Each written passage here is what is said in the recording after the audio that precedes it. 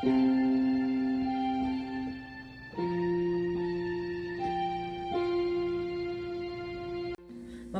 gabi po sa bawat isa sa atin at sumaati nawa ang kapayapaan ng ating Panginoon.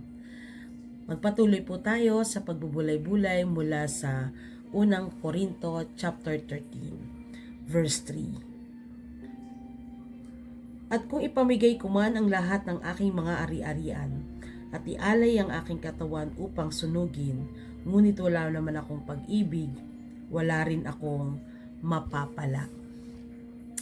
Ano nga po ba ang kahalagahan ng yaman? Lahat ng ating mga tinatangkilik, kung ito ay sa layunin lamang ng pag-unlad na pangsarili. Isa daw sa pinaka-dramatic na damdamin na mararanasan ng tao ay ang rejection, no? Yung rejection, sapagkat kaakibat nito ay mas masakit din ang walang pag-ibig. Ano pong ibig sabihin? Kung tayo ay gumagawa, nagpapasagana, ngunit wala namang pag-ibig, tila nire-reject din natin ang pag-ibig ng ating Panginoon. Ito yung kapahayagan ng Diyos doon sa parable ng isang mayaman na nasa kanya ang lahat ng yaman, no? Pinagpala siya ng lahat ng ari-arian. Subalit naroon yung kanyang buhay na walang katiyakan sa kanyang buhay sapagkat wala ang Panginoon sa lahat ng kanyang tinatangkilik. Wala ang Panginoon sa kanyang buhay. At anumang yaman, kung wala ang pag-ibig, wala din itong mapapala. Gayun din naman ay kung tayo ay walang pag-ibig, kung tayo ay malayo sa pag-ibig, paano masasabing malayo sa pag-ibig? Because God is love.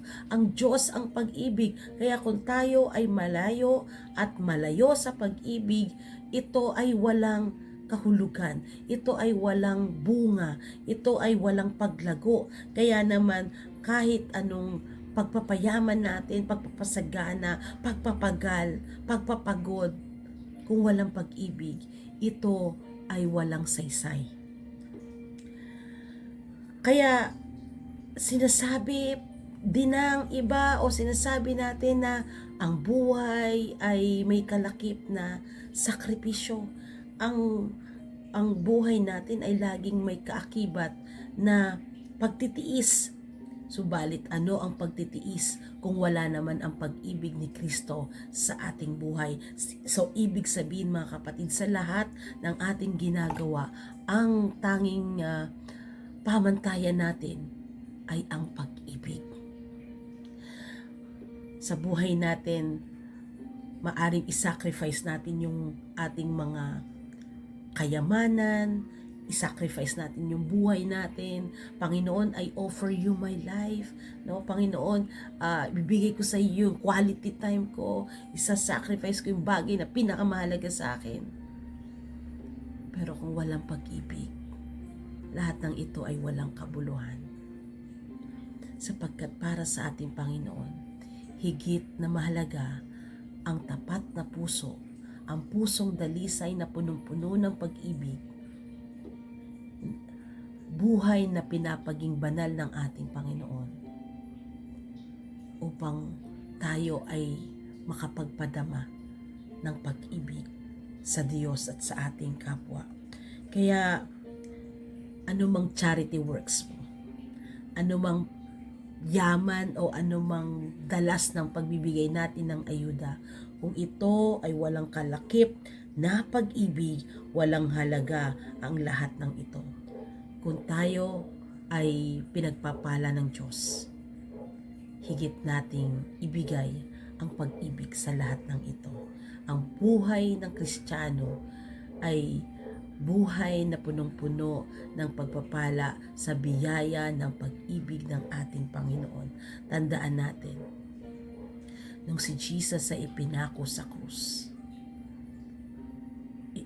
Siya ay ipinako hindi dahil para maging hero ang ating Panginoon, hindi upang tawagin siya ang pinakamabuti, kundi yung sacrifice niya ay para sa kaligtasan ng lahat dahil sa kanyang dakilang pagmamahal na tinatawag nating unconditional agape love. Walang maikukumpara. Kaya sa ating buhay, tingnan natin at saliksikan natin ang ating mga puso, ang ating mga ginagawa, ang ating mga purpose, ang ating pamumuhay. May pag-ibig ba sa lahat ng ito? Tayo manalangin. O Diyos na makapangyarihan sa lahat, nagpapasalamat po kami sa mga biyaya mo. Hindi namin ito itinatanggi. Bilang tao, kailangan namin ng material things na ito. Kailangan namin ng mga bagay na magagamit namin sa pang-araw-araw na buhay.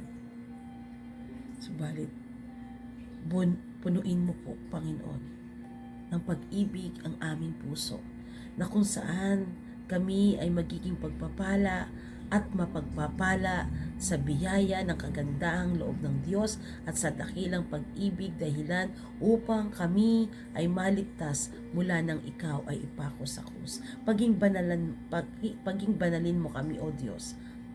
Paalabin mo ang aming pananampalataya, palakasin mo ang aming buhay, at laging na kaming makasunod sa kalooban mo na sa lahat ng aming tinatangkilik.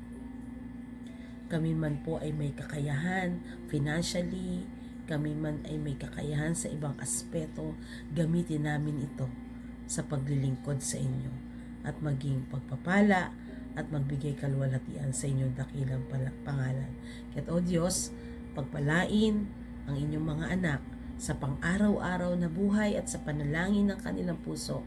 Ikaw po nawa ang magbigay ng kapanatagan, kaaliwan at pag-asa sa araw-araw ng aming buhay. Purihin ka, O Diyos. Ito po ang aming panalangin sa tanging pangalan ni Jesus. Amen. Amen. Mga kapatid, tayo ay mag-sacrifice na punong-puno ng pag-ibig sa ating mga buhay. God bless everyone.